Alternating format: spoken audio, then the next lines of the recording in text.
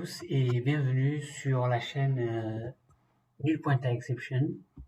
Dans ce tutoriel, excusez-moi, je vais vous présenter les différentes manières de comparer deux tableaux. Pour le moment, je ne vais parler que de tableaux et comment les comparer.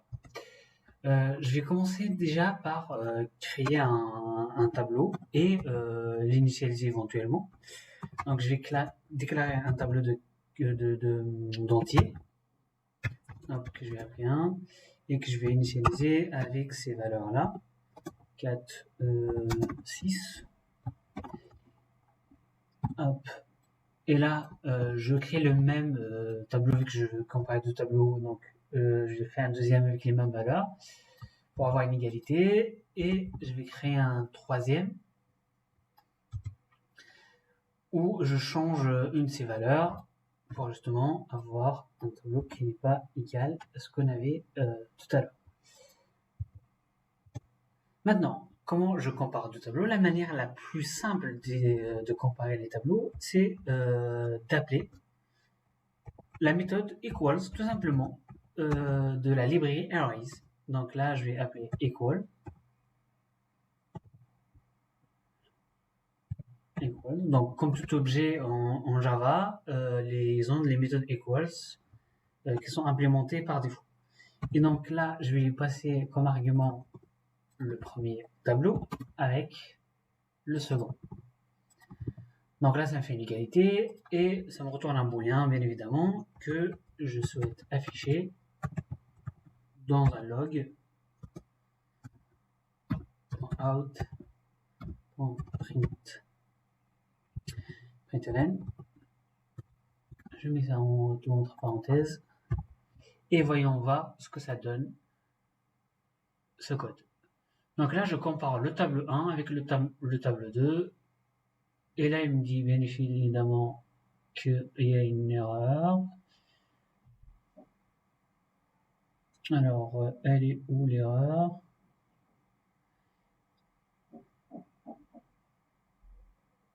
Effectivement, je me suis trompé ici, donc c'est equals. Donc, erreur de syntaxe. Bien évidemment, je n'utilise pas un IDE qui me permet de voir tout de suite que le mot-clé n'est pas connu. Donc là, je compare le tableau 1 avec le tableau 2, et le résultat, c'est tout. Il me dit qu'ils sont égaux, et c'est vraiment le cas. Je teste maintenant avec le troisième tableau. Hop, je relance mon code, et là, il me dit que c'est false, donc jusque-là, tout va bien.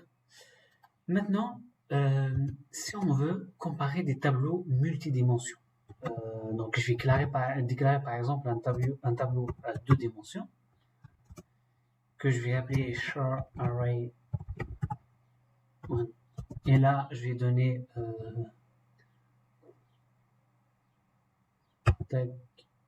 donc ça c'est mon tableau de dimension, et à l'intérieur, je vais déclarer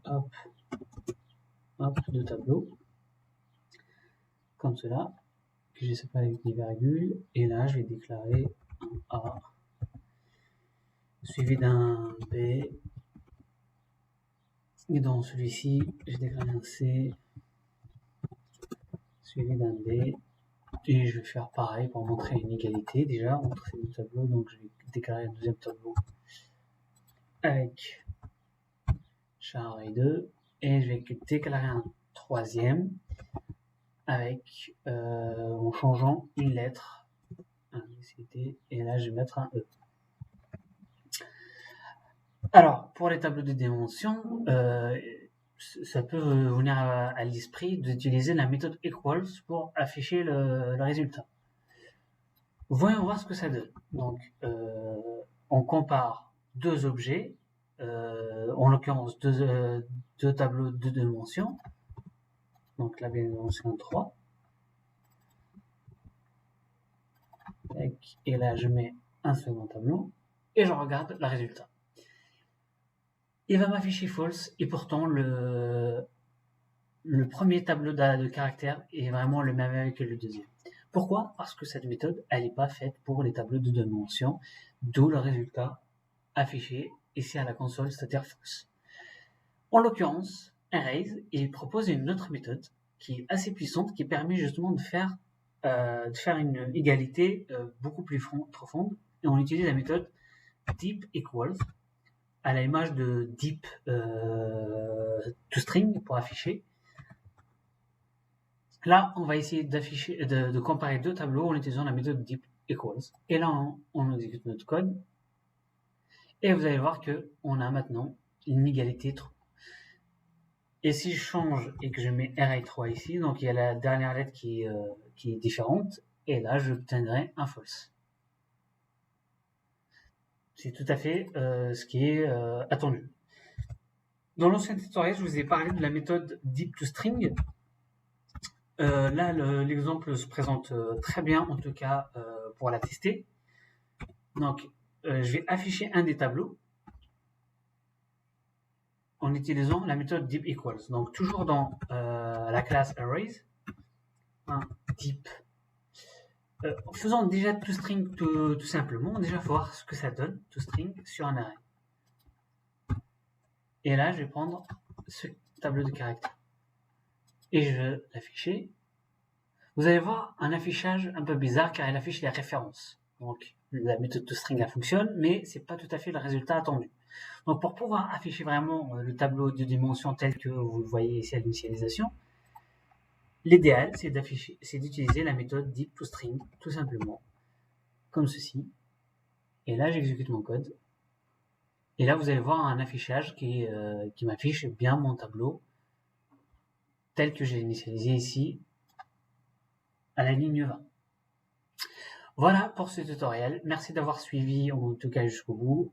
Si vous avez des questions ou des remarques, n'hésitez pas à les mettre en commentaire. Et si vous avez des suggestions ou des sujets que vous aimeriez que j'approfondisse dans le prochain tutoriel, n'hésitez pas à m'en faire part dans les commentaires toujours. Allez, à très bientôt.